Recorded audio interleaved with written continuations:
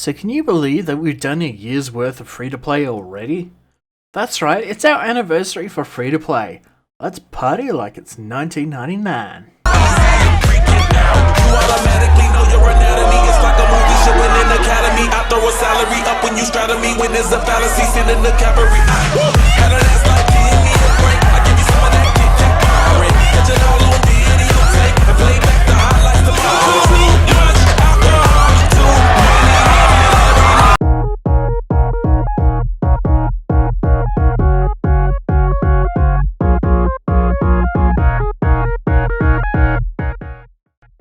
Oh hey, it's you! Welcome to Free to Play, your game news show delivered to you every single week, fresh from a can of lemonade just being cracked open. In this week's episode, we cover the latest rumours about the next Call of Duty title, a beloved video game franchise just turned 40 years old, and just how fast is the PlayStation 5.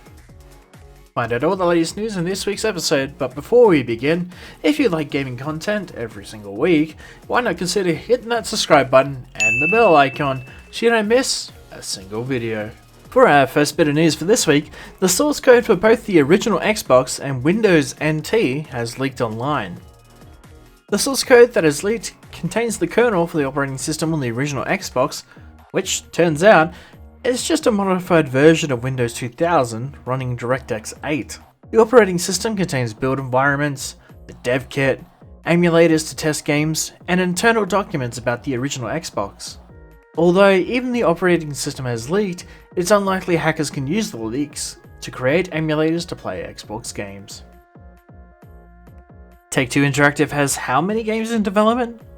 Take-Two Interactive, the parent company of Rockstar Games, you know, the same company who make GTA 5 and Red Dead Redemption, have a whopping 93 games in active development spanning over the next 5 years.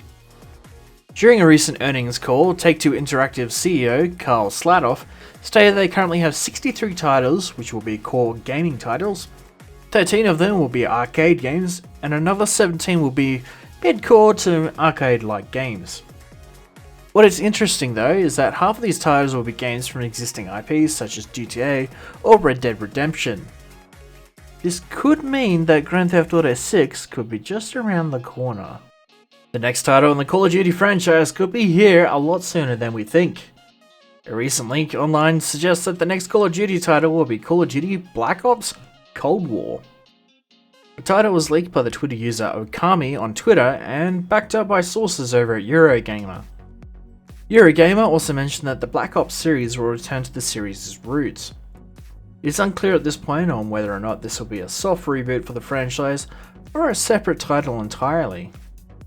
Activision have already confirmed that there is a title in the works for 2020, so I guess only time will tell.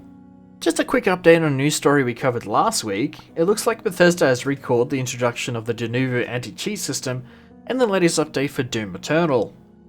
Bethesda announced at the recall, stating that despite their best intentions, the overwhelming feedback from gamers has made it clear that they must re-evaluate their anti-cheat measures.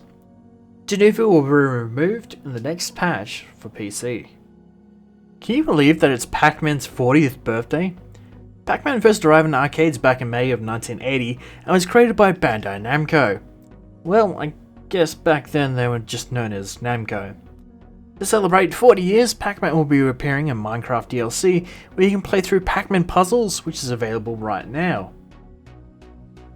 PacMan will also be taking over Twitch with PacMan Live Studio, which will enable up to 4 players to compete in one maze against each other, or you can create your own mazes and share them with your friends.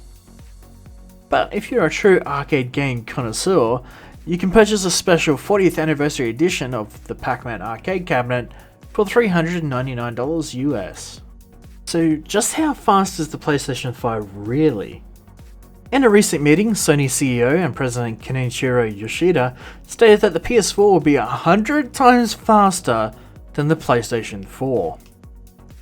But what is Kenichiro referring to that makes the PS5 so much faster? Well, Kenichiro is referring to the power of processing game data thanks to Sony's custom SSDs that are built in within the PS5.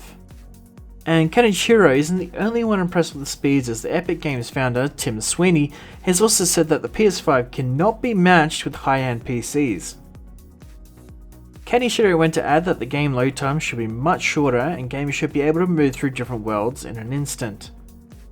At the time of this recording, we are still yet to see what the PlayStation 5 console actually looks like, but thanks to games like Godfall and the Unreal Engine 5 demo, we now have a solid idea what the games just might look like in the future.